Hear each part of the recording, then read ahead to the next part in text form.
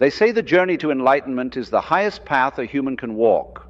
But what no one tells you is that this path doesn't lead where you think it does. It doesn't lead to clouds and light, nor to eternal peace. It leads straight into the raw machinery of existence, where illusions burn away and truth stands naked.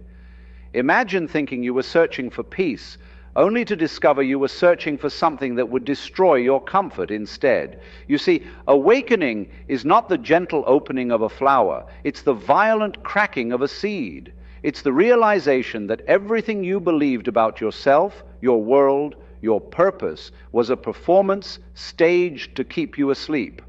The deeper you go, the more the joke reveals itself. You were never lost, yet everything you thought you found disappears. And the most terrifying part? Once you see it, you can't unsee it. The curtain doesn't close. The dream doesn't restart. You simply stand there in the unbearable light of truth, realizing that awakening isn't freedom from pain. It's the discovery that pain is the teacher. When the mirror turns against you, there comes a moment when you stare into the mirror and realize the face looking back isn't truly yours. It's a mask you've worn so long that you began to believe it was skin. This is the first real shock of awakening, the day your own reflection becomes a stranger. All your achievements, your opinions, your identity, they begin to blur, dissolve, fade. You start asking questions you were never supposed to ask. Who is the one asking? Who is watching the watcher? The mind panics, scrambling to rebuild its walls. It says, "This is madness." And maybe it is, but it's the sacred kind of madness, the one that rips away everything false. The truth is merciless. It doesn't flatter. It doesn't comfort. It shows you that you are not the story you tell. You're the awareness watching the story unfold. The first collapse happens inside, quietly, invisibly, but its echo shatters everything you thought was stable. Friends still laugh. The world goes on. But you've glimpsed the machinery beneath the stage, and now you can never again believe in the play. The isolation of the awake. Once the illusion breaks, something strange happens. You stop belonging. The laughter of others feels distant, like echoes from a world you once inhabited but can never return to. You start seeing the invisible scripts people follow: ambition, reputation, image, belonging. Everyone is acting. Everyone is reading lines, but you've seen the camera, the lights, the set. You can't unsee it. The pain of awakening is not just seeing the illusion, it's realizing no one around you can see it yet. You want to tell them, shake them awake, but the words fall flat. You sound like a lunatic speaking a language no one understands. So you fall silent. The silence grows into solitude, and the solitude becomes its own kind of hell. You walk among people but feel like a ghost, aware of everything yet unseen. It's not superiority, it's heartbreak.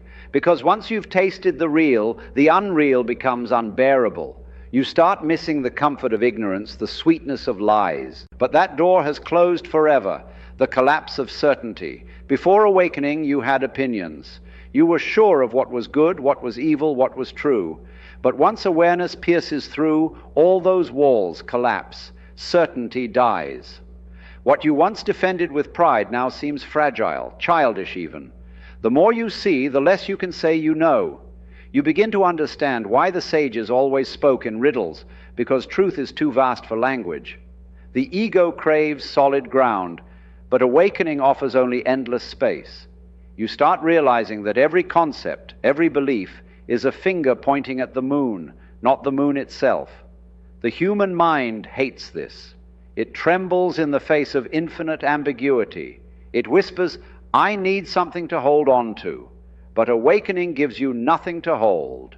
It takes your hands, your illusions, your certainties, and leaves you standing barefoot in the wind of the unknown. And strangely, amid this collapse, something profound happens. You begin to sense a freedom that was always there, buried under all the things you thought you knew. The death of the dreamer. There's a moment, quiet but devastating, when you realize that the you who was seeking awakening never existed. That seeker, that hero of your story, the one who meditated, who suffered, who longed for transcendence, was just another mask. The awakening doesn't complete your journey. It erases the traveler. You wanted enlightenment to make you more special, more whole, more divine. But the joke of awakening is that there's no you left to receive it. The spotlight turns off, the stage dissolves, and the actor disappears into the vast silence of awareness itself. For the first time, there's no center, no self to protect. It's terrifying, it's liberating, it's nothing, and it's everything. The mind calls it death, but something deeper calls it truth. And once this truth begins to bloom inside you, every dream of becoming someone, of achieving something, feels like a child's game you've outgrown. The dreamer dies, but life itself remains, staring back at you, more alive than ever. When you begin to truly see, clarity becomes a curse before it becomes a gift. You start noticing things that others can't.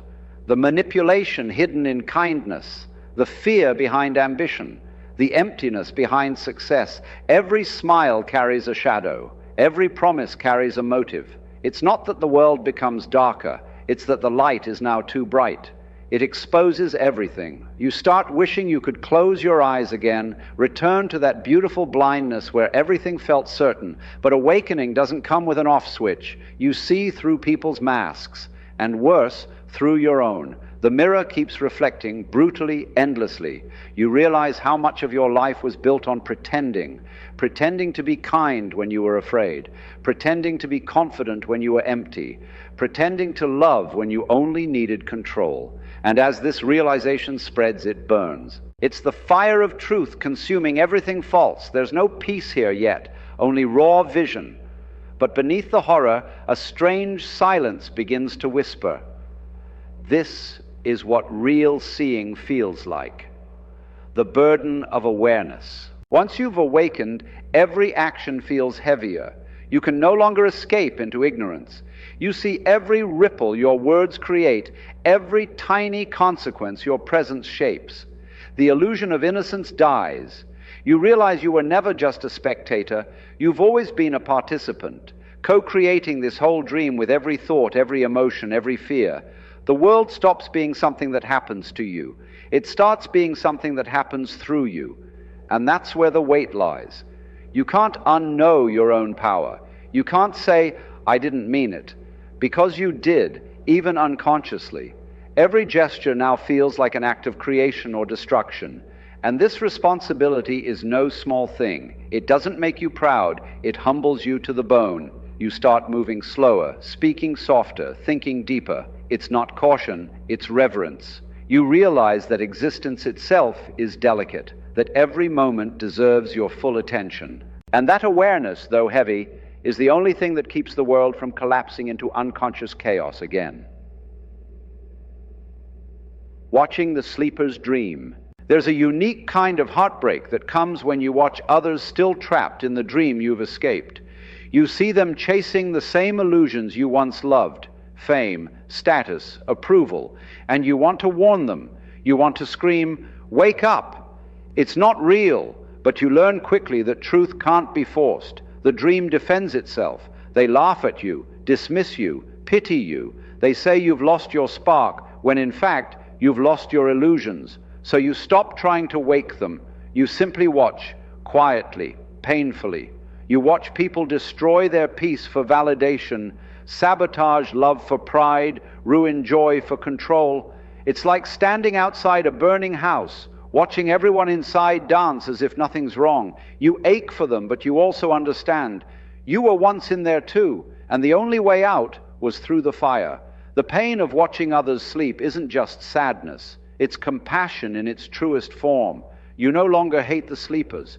You love them enough to let them dream until they're ready to burn, the disappearance of time. Awakening warps your sense of time. The future loses its shine. The past loses its grip. You begin to see how every moment you lived was never a moment at all, just thoughts pretending to be real. The clock keeps ticking, but you no longer live by it. You exist in a strange stillness that feels both eternal and fleeting. This is unsettling at first. The mind screams for direction, for something to look forward to.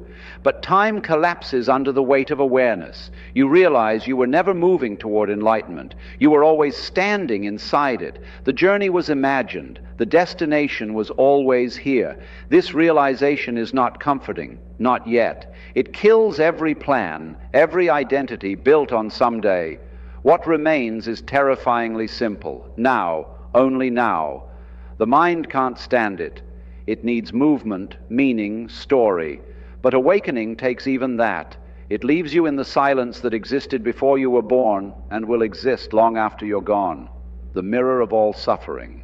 Perhaps the most unbearable revelation of awakening is that there's no other every war, every cruelty, every wound. It's all you, wearing different masks. The world stops being a stage and becomes a mirror, reflecting your own consciousness in 1,000 shattered pieces. You see your anger mirrored in global violence, your greed in corporate destruction, your fear in political chaos. It's overwhelming, the recognition that there's nowhere left to point, no one left to blame. The evil you despise lives inside you as potential. The love you admire does too. And suddenly, morality transforms. It's no longer about judgment, it's about participation. You see that every act of compassion heals the collective. Every act of cruelty deepens the wound. The separation between me and them dies here. And when it does, your heart breaks open, not out of despair, but out of unbearable empathy. You see that you were never separate from the pain of the world. You were the world, dreaming itself into pieces. When you finally understand that you are the dreamer of this dream, a strange terror sets in, the terror of absolute freedom. You realize that life has never been happening to you. It's been waiting for you. Every moment, every reaction, every thought, all of it, your creation. There's no script anymore, no destiny to hide behind, no fate to blame, just infinite possibilities staring back at you and the responsibility that comes with it. The mind panics, begging for limits. It says, tell me what to do, tell me what's right. But awareness gives no instructions. It only whispers, choose. And this is both beautiful and unbearable, because choice means consequence. You can no longer drift through life unconsciously. Every word becomes sacred, every silence meaningful. You walk through existence like someone carrying a candle in a storm, careful, aware, trembling, yet alive. Freedom is not light, it's heavy. It weighs as much as the entire universe, but that's the cost of awakening, the price of realizing that the creator you were searching for has been moving your own hands all along. The collapse of meaning. At some point, even meaning begins to dissolve. You wake up one morning and realize that everything you thought was important has lost its flavor. The chase for purpose, the need to define yourself, the obsession with why, all fade into silence. You see that life doesn't need meaning to exist. It simply is, just like the ocean doesn't need a reason to wave, or fire doesn't need a philosophy to burn. The mind hates this truth. It calls it nihilism, despair. But that's only because the mind can't comprehend existence without labels. When meaning collapses, something deeper emerges. Intimacy with being itself. You begin to experience life not as a story, but as raw presence. The wind, the breath, the sound of footsteps. Everything becomes alive in ways words can't touch. The loss of meaning feels like death at first. But as the ashes settle, you find a quiet joy hidden underneath. Life doesn't need a purpose to be beautiful, it only needs to be seen, the birth of compassion. After the storm of awakening, after the loneliness, after the death of the self, something unexpected begins to bloom. Compassion. Not the kind you read in books, but a living, breathing tenderness toward everything that exists.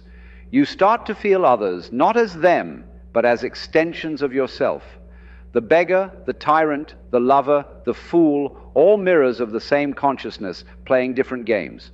You no longer crave to fix the world. You simply begin to understand it. Compassion isn't softness, it's strength. It's the ability to stay open in a world that rewards closing. It's the courage to let life hurt you without becoming bitter. You start seeing beauty in pain, purpose in chaos, order in disorder. You realize that awakening wasn't about escaping humanity. It was about becoming fully human for the first time. And as this compassion deepens, you understand what love really means. Not romance, not comfort, but the simple willingness to let everything exist exactly as it is. The sweetness of surrender.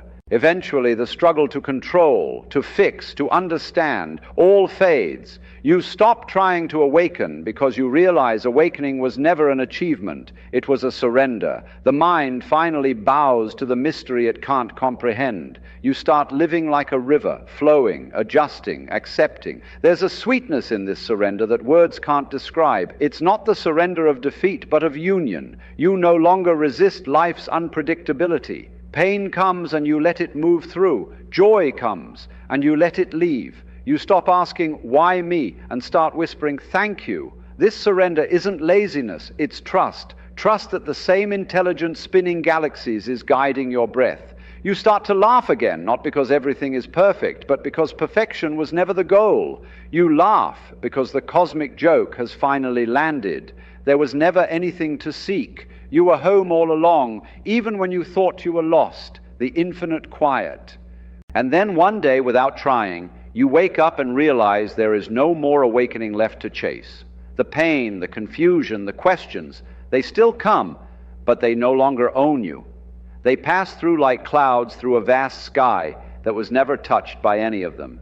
You sit in the same world, but it feels different. Or maybe you are different.